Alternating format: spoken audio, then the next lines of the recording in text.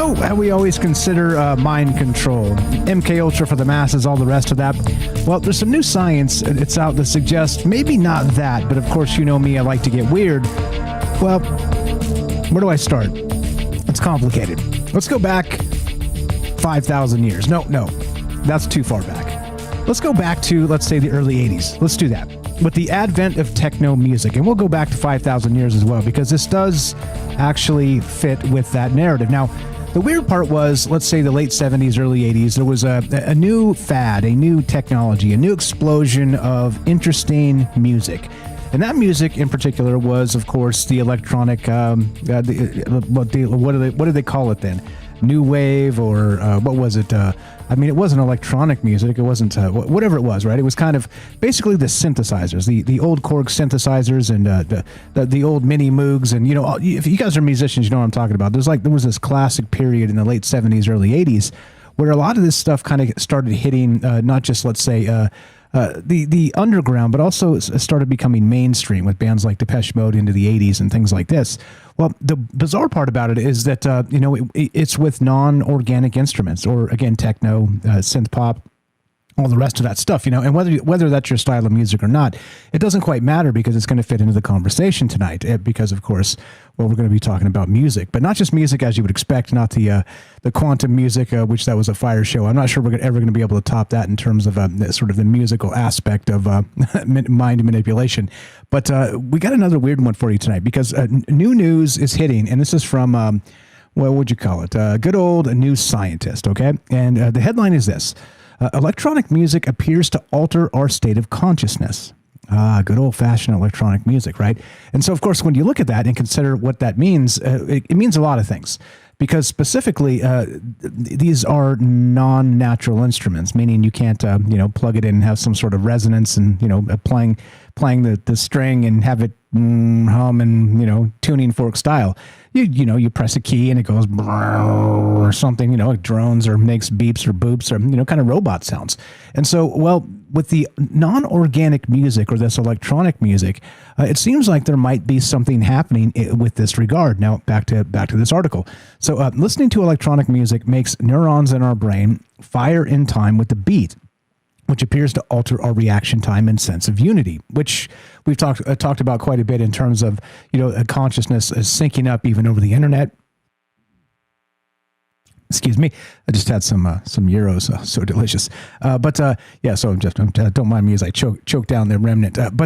So we have this old school music sort of juxtaposed with the electronic beats now, and this has become even ubiquitous. I think it's actually it's not as widespread as you would think. There's different pockets of the world that are hold techno music and electronic music in high esteem, but it's definitely sort of leaked into everything. Like everybody's using these synthesizers now, and it's even gone beyond that, not just back to the old Korgs and Moogs of the 80s and late 70s, but instead there's something else happening where they're using emulators, and it's a complicated thing. It's all computers now, and as always you would expect. But the bizarre part is back to this sort of the altered state of consciousness. Now, the weird part is they're not just talking about, let's say, the notes of the stuff itself, right? Again, the synthesizers or the electronic music or all the rest of this stuff, but maybe something else, right? Maybe the beat, the tempo, which is we'll read a little bit of this and get to it in a sec. But this definitely reminded me of, now let's rewind not to the 80s or the late 70s. Let's go all the way back 5,000 years ago, or 3,000 depending on who you ask, with the Stonehenge bit. Because if you guys remember, they said that Stonehenge in particular was basically built for this. It was built for some sort of an altered state of consciousness through the drum lines, or through some sort of singing or humming or whatever it was in the in the space, and some sort of actual, maybe, I don't know, like they say the solstice suns shines perfectly through, and I know it's controversial because we've talked about this in the past, that they rebuilt Stonehenge and it used to be just a block of a big mess, but point being is that from where they determined the original stones were, is it was not just sort of a solstice measure. It was a sort of an archaeoacoustic, which is a newerish term. We've talked about this before. But in the archaeoacoustic way, it was actually a way to sort of induce this altered state of consciousness to everybody within the circle and possibly even around the circle, amplifying the sound of drums or humming or singing and things like this. Now, of course, that makes me think a lot of things because I am a tinfoil hat a connoisseur in terms of these ideas, right? I was going to say a tinfoil hat crazy, but that just didn't sound right. But, many people might consider that. But here's the deal, right? So it got me thinking in a lot of ways, not just this specifically with, let's say, using this to alter states of consciousness and, control your mind, or someone else will, as we talked about last night and a little bit the night before. But also, I was thinking, how deep do you think this rabbit hole goes when you're talking about actual control mechanisms in terms of, what the governments have been using against us, like sort of weaponizing the music industry? Now, again, let's go back to the late 70s, early 80s. The music industry itself was a massive juggernaut. It was it was a very difficult thing to get into. You had to sleep with the right people and probably sell your soul to the devil and all the rest of this stuff. There's many theories on how you actually became a successful artist. And as we all know, anybody who is into art at all, just because you get popular doesn't mean you're the most talented artist, or you're the most talented songwriter, or sculptor, or whatever it is, right? It just sometimes things go viral. Well, when you control the entire industry from top to bottom, including the radio output, and kind of press this stuff into music stores, then suddenly you can control every aspect of this. Okay, so we're going to get into the archaeoacoustics of this and sort of look at this in the new way, sort of the digital, electronic music way. But also, the first question I have for you is this, because this is probably the most pertinent one tonight. This is the one that I was kind of putting the show together. I was like, wait a minute, I do wonder, Mike, Mike, do you really think that throughout, let's say, the last 50 or 60 years, as long as the mainstream music industry has been around, that it's been weaponized somehow? That the things that have gone viral and been pushed to radio have actually been carefully selected and put into the culture itself to manipulate us, to alter states of consciousness, to open us up to ideas we never would have been.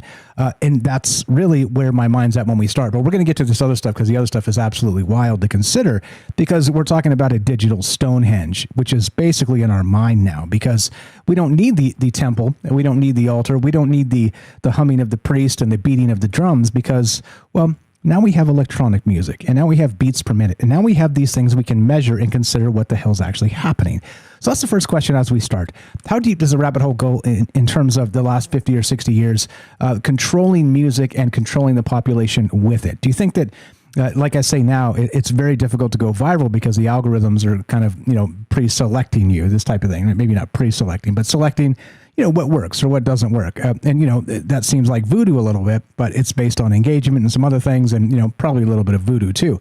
But beyond that, is it possible that in the old days, this stuff was not organic whatsoever, and it was carefully curated to make us believe particular things? And that's the first question. We'll get into more of this as we go. Now, from the New Scientist article, and this is a fantastic link in the description if you want to check this out. So, listening to electronic music seems to change our state of consciousness. Better understanding the brain mechanisms behind this could improve treatments for consciousness-related conditions, as well as enabling doctors to utilize these mechanisms to reduce stress during medical procedures, which seems fine, but you know where my mind goes with this. I already told you. An altered state of consciousness is generally defined as a change to our normal mental state, which can be brought about by trauma, medication, or recreational drugs. This can change our awareness as well as how we think, feel, and perceive things. Sound, especially when in a continuous pattern, has been used by cultures around the world to induce these altered states. For example, drumming in ritualistic contexts, which actually, if you go back, and there's all these links are in the description down below, but there is an amazing new Scientist article that is talking about this exact thing 4 years ago. Let's see if I can pluck it out of here real quick and play you an example of this, of what this sounded like in this ritualistic sort of context of the old days. Let's see if you guys can actually hear this. So this is I'm going to play it straight from the browser, so this might not work. So I didn't have time to rip this and put it on the soundboard. But listen to this. This is a New Scientist, Professor Trevor Cox at the replica of Stonehenge at the University of Salford, and he's describing what this sort of effect was, best we can tell with this archaeoacoustic measurement of what it would sound like if you were within the confines or general vicinity of Stonehenge thousands of years ago. I've seen it all from 2200 BC all the way back to who knows, because who knows when this stuff was really created, right? But here we go. So this is what it sounds like. Let me know if you guys can hear this, and here we go. You're hearing my voice recorded in an anechoic chamber. There are no reflections. All you're hearing is the sound straight from my voice to the microphone. And here I am in the model of Stonehenge, an oralisation of what I would sound like if I went back to 2200 BC and talked within the monument. Okay, which is it sounds like a sort of definitely a reverb going on there. If I'm putting my modern ear to this, what kind of effects would I put on my voice to try and make it sound like that? Definitely a reverb for sure, sort of maybe a mid wet room sort of thing. Beyond that, a little bit of damping. Let's say it sounded like the pitch dropped ever so slightly.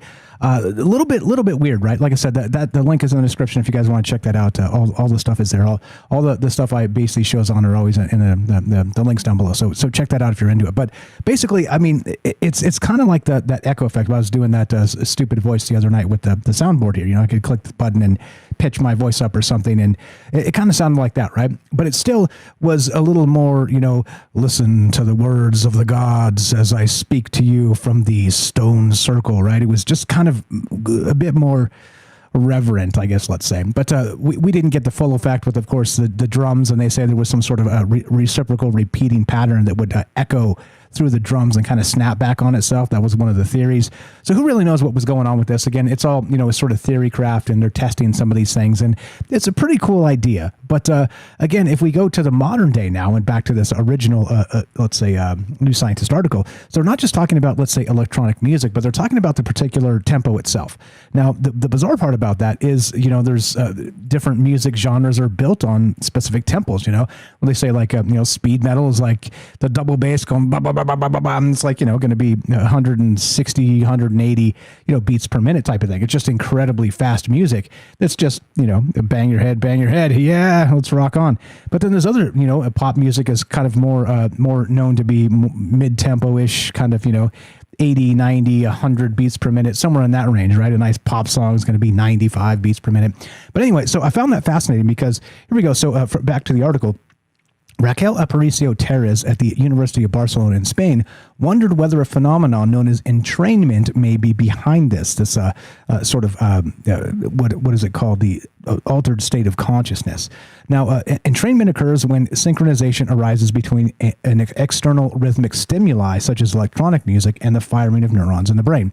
Now, here's where this got incredibly fascinating to me, because it wasn't talking about, let's say, the notes per se, as I was describing, like the old Korgs or the Moogs or things like this, or even whatever the new sounds are today.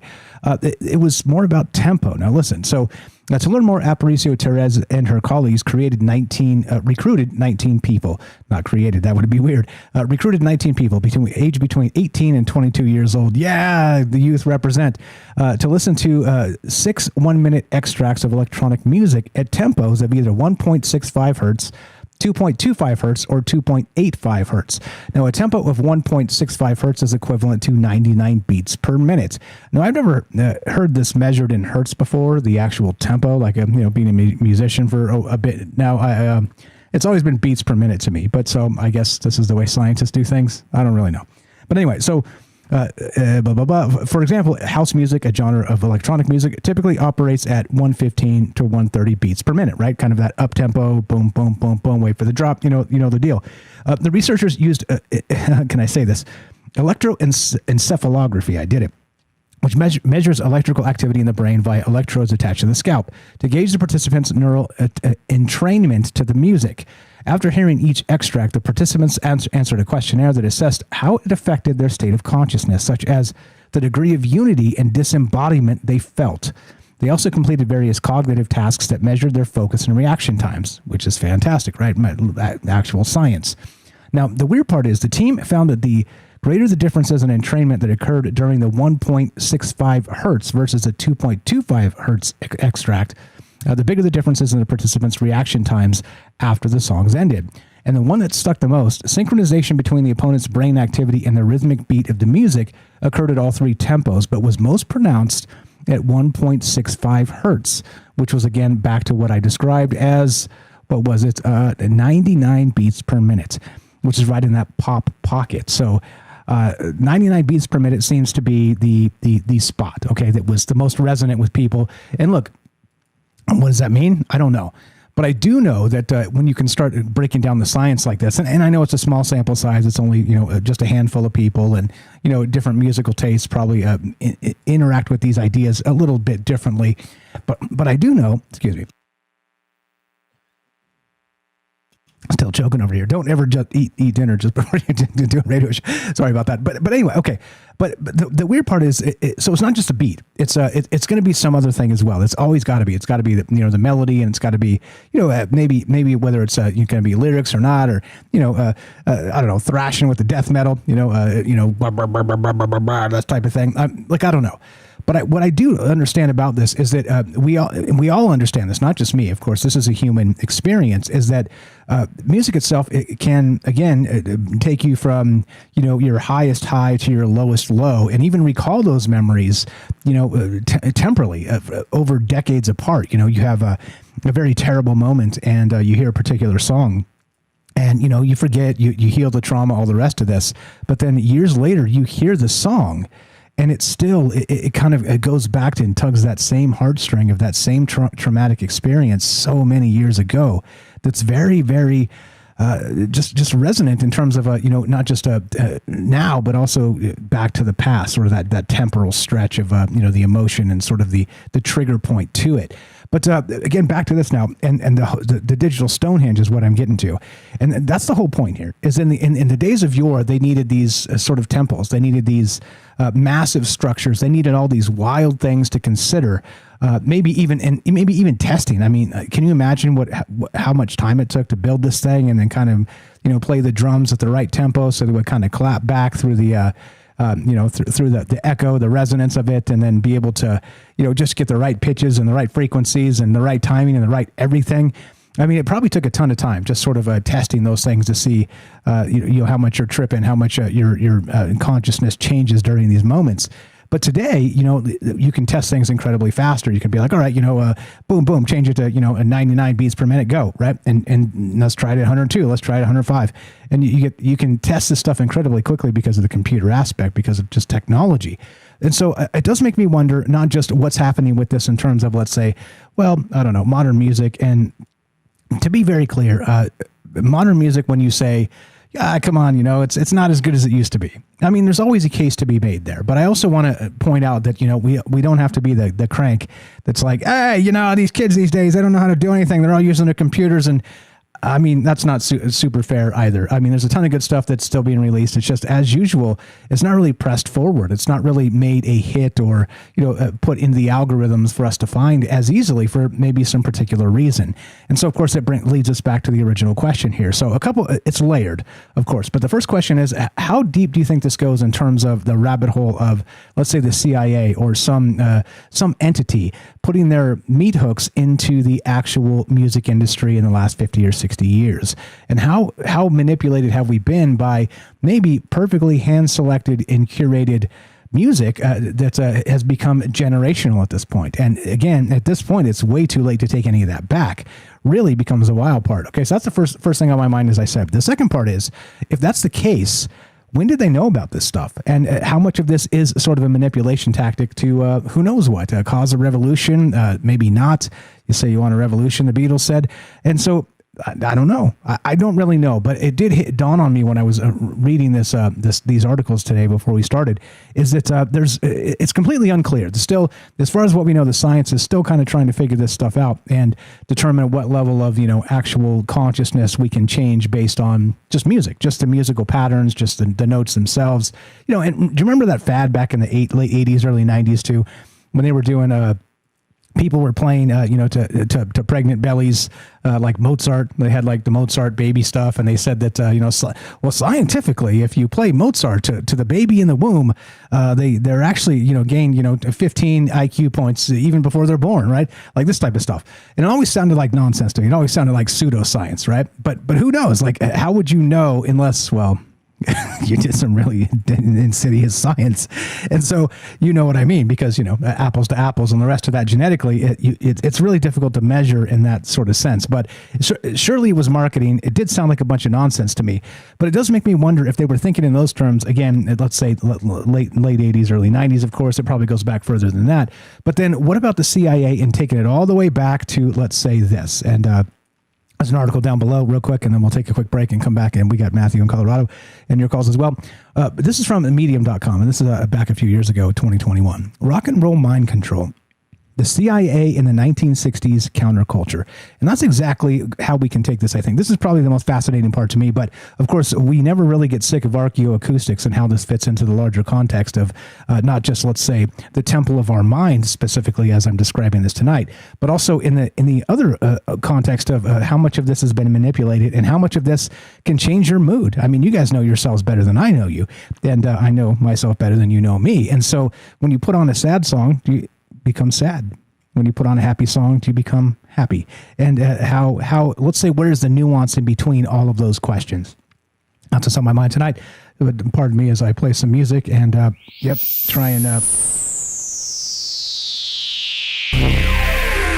choke out these gyros, which were delicious. So what do you know about it? Again, a couple questions just to start off tonight. There's a lot of weird ways to look at this, but how much are we manipulated by music? What is this beats per minute thing? What about 99 beats per minute being sort of the perfect magical marker?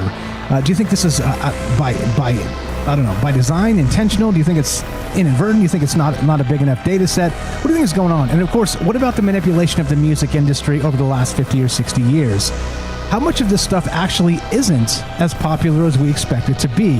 It's just been force-fed to us, and now the hits of generations are actually CIA brainwash.